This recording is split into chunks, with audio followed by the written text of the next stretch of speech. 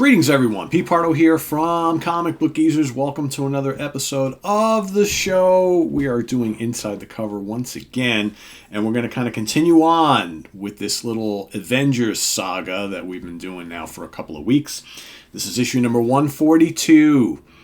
Again, welcome George Perez to the artist chair. He first appeared in issue number 141, which we covered a couple days ago. Here we are back with 142. This is a Gil Kane cover, and as you can see, oh look, we've got the Marvel Western heroes on the cover. That's right. Come on, partners, shoot them down.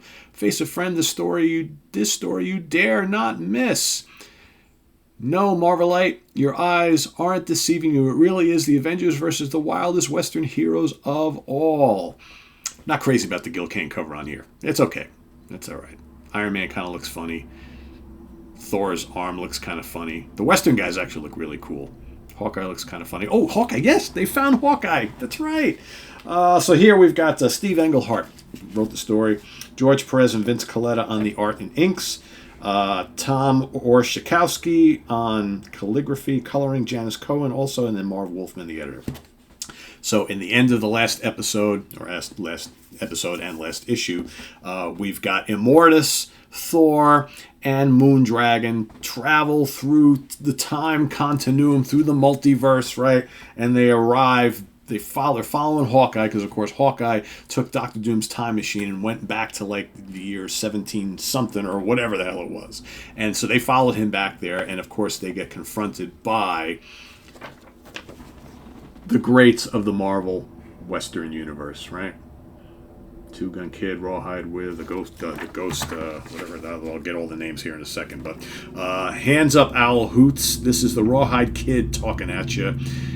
Heed him, demons, or we shall destroy you where you stand. Okay, of course, demons. Thor, Moondragon, and Immortus, the Lord of Time, have traveled to year 1873, not 1700, sorry, in search of a missing Hawkeye and their eternal nemesis, Kang the Conqueror. But what they found is something else. All right, so here we've got, go to the next page here. What manner of men are these, Thunder God? Can they not see who we are? Of course they cannot, priestess. What is a god to a cowboy? Immortus like, yet your knowledge of your adopted land is faulty, Thor, if you fail to recognize these men as more than mere cowboys. Next to the Rawhide Kid sits the Two Gun Kid, and behind him Kid Colt, and to his left the original Knight Rider, not Ghost Rider, Knight Rider. And to the rear, the Ringo Kid. And, of course, Thor is like, I don't give a shit about any of that kind of stuff. Let's get some action going on here. So, of course, he twirls Mjolnir and gets a storm going.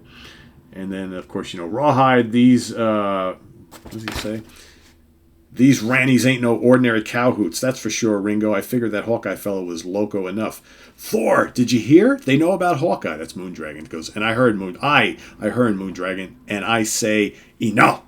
So he stops the storm. Let's have a powwow. All right, let's talk. How do you know Hawkeye? Where is he? Blah, blah, blah. Well, we will take him to him. So he goes, what kind of people are you? That will take some time. Do you know where Hawkeye is? Yes. Then come, cowboy, take us thither. We have journeyed far to find him. He now mortal, danger doth close upon him. Well, let us begin. Listen, ma'am, and I ain't riding nowheres with a bald-headed female up behind. If you'd have me fly, kid, I cannot ride on. So away they go. All right. I would say the art and the inking is a bit better in this issue than in the previous issue. I think that by this point in time, I think Perez and Colletta are starting to work a little bit well together. So, of course, they go back into town.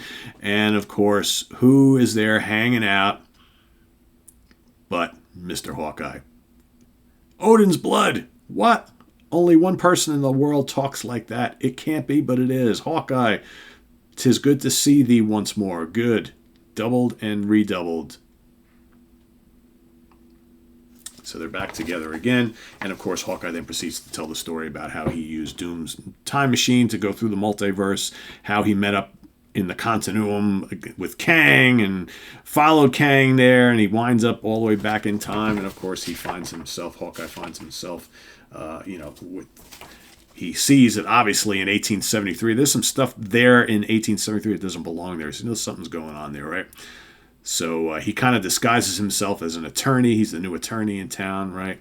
So Thor and Moondragon get a little bit of background on what's been going on here, getting to know the rest of the Western heroes. And then we go back, meanwhile, because there's always a meanwhile. Meanwhile, back at the ranch. Meanwhile, back in here on Earth, right? Present day, we see the rest of the Avengers. So there's Vision, Scarlet Witch, Patsy Walker. She's not an Avenger yet, but she was introduced last issue, right? Following the Beast around. The Beast, Captain America, and Iron Man. I think I mentioned them already. Of course, they were captured by the Squadron Supreme. Okay.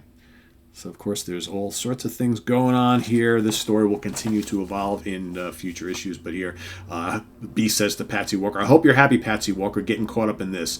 I should never let you hold me to our old agreement. Don't be silly, Beast. I love all this. Right? And then, of course, you got the Raxon Oil Corporation bigwig and all that stuff. And but that's more to continue on that. That's really all we get in this issue. Then we go back to 1873. All right. In their attempt to go track Kang the Conqueror down, but of course you've got there's going to be a train robbery going on, right? And perhaps some of those bad guys are working for Kang, right? That's a good bet, right? So now all of a sudden we got all this whole storyline back in Wild West time. This is really intriguing, I think. And then here's the train. Here's the attempted robbery, right? You got Thor and Moondragon in disguise putting themselves on the train. Hawkeye's on top. The rest of the guys are riding around in their horses. So the train's being attacked. The action begins. Right, the bad guys come out.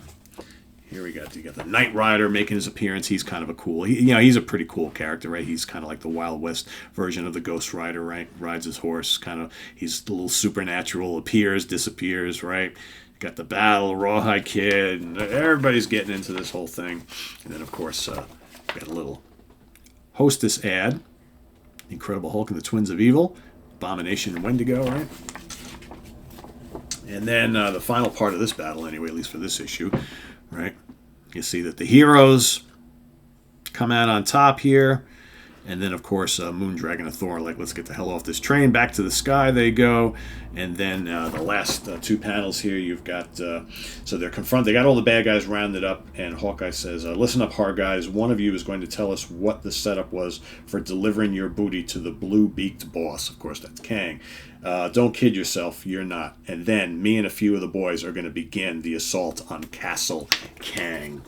All right. And that's to be continued the next issue. Go. You want to be Hulk for Halloween or Cap or Spider-Man? Swing out as Spider-Man. Camp it up as Captain America. How much do these things cost?